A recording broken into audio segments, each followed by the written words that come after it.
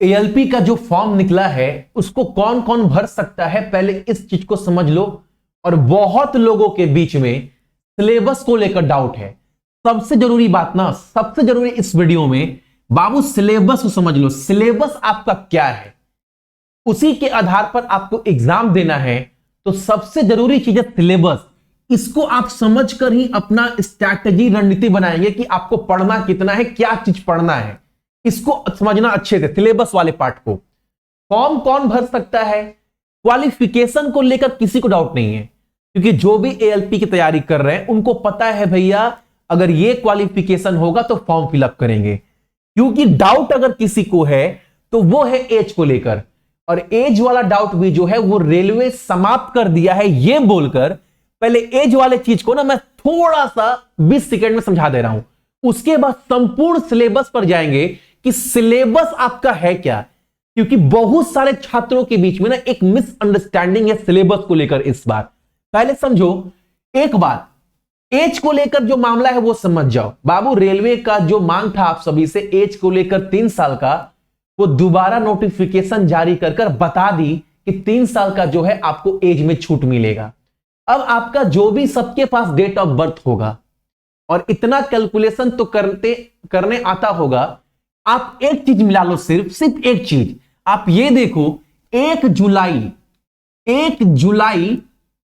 2024 तक अगर आपका उम्र, आपका जब भी जन्म हुआ होगा 1 जुलाई 2024 तक अगर आपका उम्र जो है वो 18 साल से 33 साल के अंदर आ रहा है तो आप इस फॉर्म को बेहिचक भर सकते हो।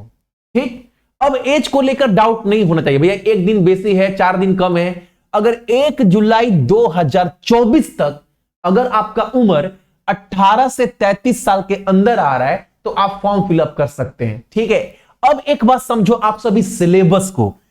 बाबू सिलेबस समझना बहुत आसान है, बहुत जरूरी है। सिलेबस देखो, ये पूरा नोटिफिकेशन का जो है पूरा नोटिफिकेशन उठा कर लाए। मैथ समझो, मैथ में आपको क्या पढ़ना है, मैथ में सिलेबस क्या होता है। तो मैथ में भैया देखो, हमको जितना भी अर्थमेटिक का टॉपिक है, अंकगणित का, वो हर टॉपिक आपको पढ़ना है मैथ का। जैसे मान लो बाबू रेशियो, प्रपोर्शन, अनुपात, प्रतिशत, कार्य समय, time and work, time distance, simple interest, profit and loss, उसके बाद से pipe and system, time and distance, यानी अंकगणित आपको पूरा पढ़ना है सिलेबस में मैथ में। ठीक, अलजेब्रा भी आपको पढ़ना है, ज्योमेट्री भी पढ़ना है, ट्रिग्नोमेट्री भी पढ़ना है, एलिमेंट्री स्टैटिक भी पढ़ना है बाबू, square root, age calculation, calendar भी पढ़ना है। कैलेंडर हालांकि रीजनिंग का टॉपिक है, आपको पता है जो रीजनिंग मैथ में दिया है, लेकिन कैलेंडर क्लॉक जो है वो आपका रीजनिंग का टॉपिक है। तो ये बहुत लोगों को डाउट होता है भैया इस बार कैलेंडर नहीं है, क्लॉक नहीं है। तो आपको कैलेंडर और क्लॉक, मैं इसको अच्छे से लिख रहा हूं, बहुत बार मैंने कमेंट्स पढ़ा है भैया रेलवे में कैलेंडर नहीं है। इस बार कैलेंडर और क्लॉक ये दोनों चीज आपको पढ़ना है, इस बार याद रखिएगा। नंबर सिस्टम पढ़ना है, BODMAS, decimal, fraction, LCM, HCM, यानी मिलाकर देखा जाए तो जो मैथ का सिलेबस होता है संपूर्ण, वो आपको सब पढ़ना है। मैथ में ये चैप्टर नहीं पढ़ना है, ये रेलवे में नहीं आएगा। मैथ में आपको सब चैप्टर पढ़ना है जितना मैथ में दिया गया है। एसएससी का मैथ का सिलेबस और रेलवे का सिलेबस दोनों बाबू समान हैं। अगर एसएससी का मैथ अच्छे से पढ़ लेते हो तो रेलवे का कोई भी एग्जाम आपसे रुकेगा नहीं। अगर रेलवे का सिलेबस अच्छे से कंप्लीट कर लेते हैं मैथ का तो एसएससी का कोई एग्जाम रुकेगा नहीं। यानी एसएससी और रेलवे का मैथ भैया जो सिलेबस है वो समान है। ठीक, अब देखो बाबू रीजनिंग अगर मैं अच्छे से आप सभी को दिखाऊं ना, तो रीजनिंग में जो आपको मेन फोकस करना है, एक बात देखो रीजनिंग में क्या पढ़ना है। रीजनिंग में ना आपको पेपर कटिंग नहीं पढ़ना है, सिलेबस के अनुसार जो रेलवे दिया है।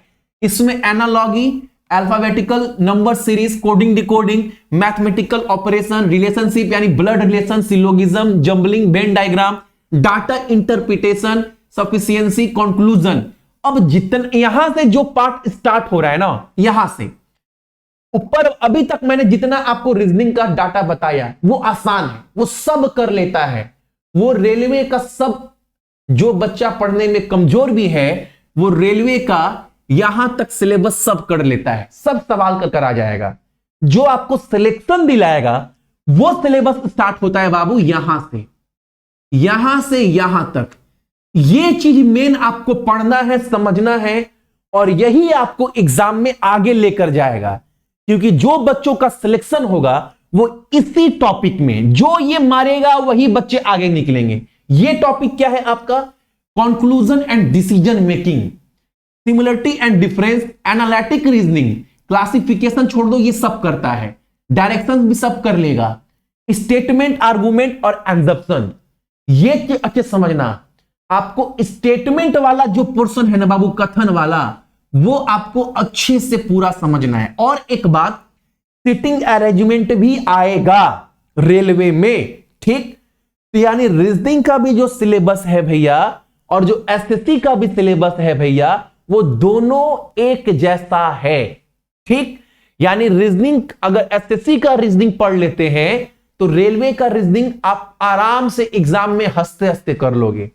अगर एसएससी का, अगर रेलवे का रीजनिंग अच्छे से पढ़ लेते हैं तो एसएससी का भी कोई एग्जाम रुकेगा नहीं। यानी मैथ और रीजनिंग सेम है, एसएससी और रेलवे का सिलेबस सेम डिट्टो। अब सुनना, जो सबसे इंपॉर्टेंट टॉपिक है, जहां पर बहुत लोगों को डाउट है, वो ये दोनों। पहले हम समझेंगे जनरल साइंस को। बाबू जनरल साइंस में बोल दिया गया है फिजिक्स, केमिस्ट्री, लाइफ साइंस आएगा, वो भी स्टैंडर्ड लेवल का। तो साइंस का पोर्शन भी सब समझ गया है।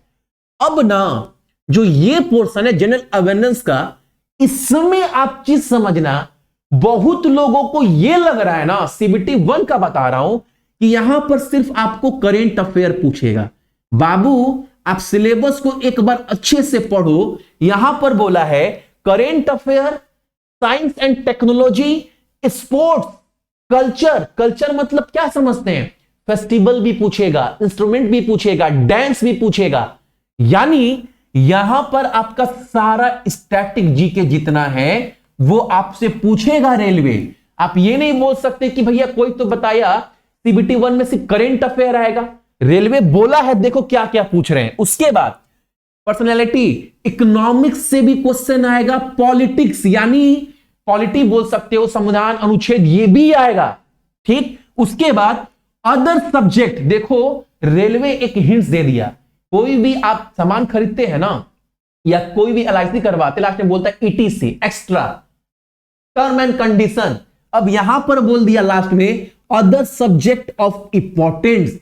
अब इतना बोलने का मतलब यह हो गया ना कि आपको जीके भी आपसे पूछेगा। अगर आप गए और आपसे कुछ क्वेश्चन ऐसा पूछ दिया, मान लो आपसे पूछ दिया पंचवर्षीय योजना से क्वेश्चन, तो आप ये नहीं बोल सकते कि भैया पंचवर्षीय योजना पूछ दिया हमसे, ये तो सिलेबस में था ही नहीं। था, रेलवे बताया है जीके में, सिलेबस में जीके बताया है। अगर आपसे पूछ दिया कुछ लड़ाई के बारे में, दिल्ली सल्तनत के बारे में, तो आप ये नहीं बोल सकते भैया हमसे इतिहास पूछ दिया। अरे रेलवे बोला है अदर सब्जेक्ट ऑफ इंपॉर्टेंस, यानी बोल सकते हो यहां पर भैया हमको जनरल अवेयरनेस में जो है वो जीके भी पढ़ना है, और वो भी वो टॉपिक पढ़ना है जो इंपॉर्टेंट टॉपिक है एग्जाम के लिए।